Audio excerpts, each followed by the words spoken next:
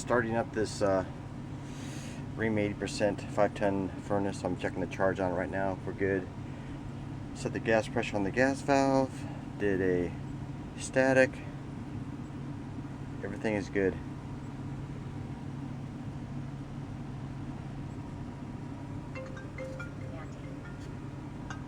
Gotta go. Gotta go. You have a 13, or no, not 13, 14 SEER. 14 SEER RE14 Rheem condenser.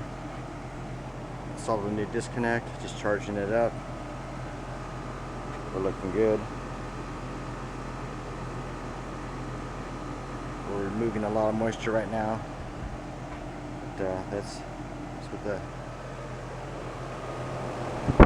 RE14 looks like.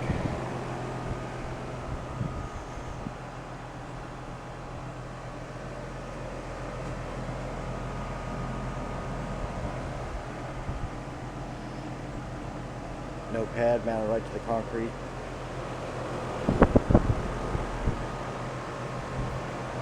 Less harmonic vibration from the plastic.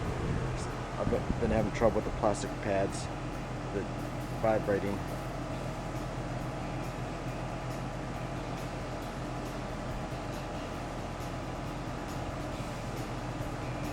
A lot quieter when you set them right on that concrete.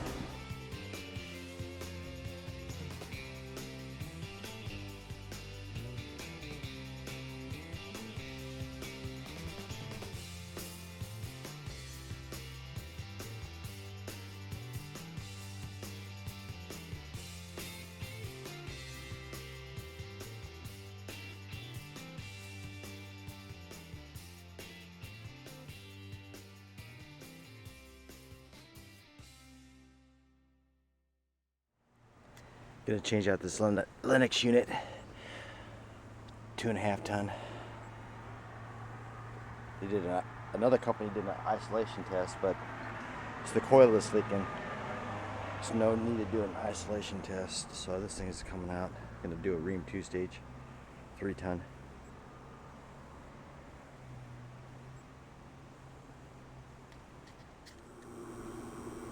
Alrighty, we've got the RE17 hooked up. I got it on the vacuum. I'm actually just vacuuming the line sets right now. They're coupled in the attic.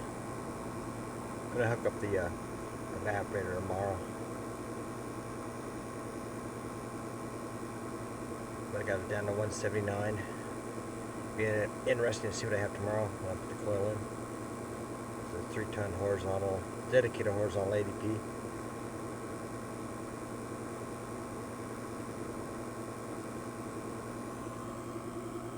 Got the system wired up. I got lucky at three wires here, and I just landed the common. So we're gonna be good.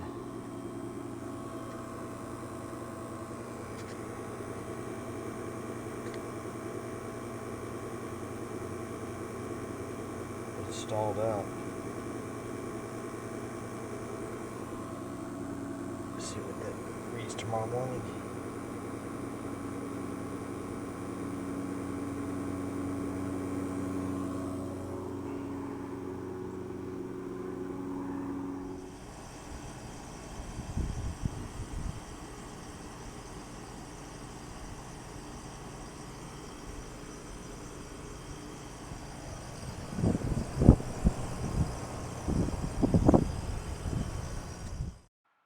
This is the condenser I put in the other day.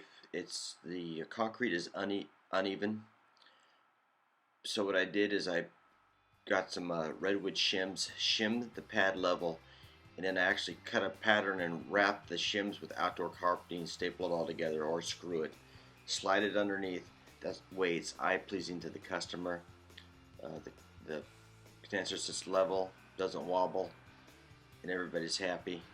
You can also do it with concrete. Go in there a day before and level it with concrete, but that's time consuming, so I just went down to the local hardware store, bought some material, and did the old outdoor carpeting burrito wrap condenser pad.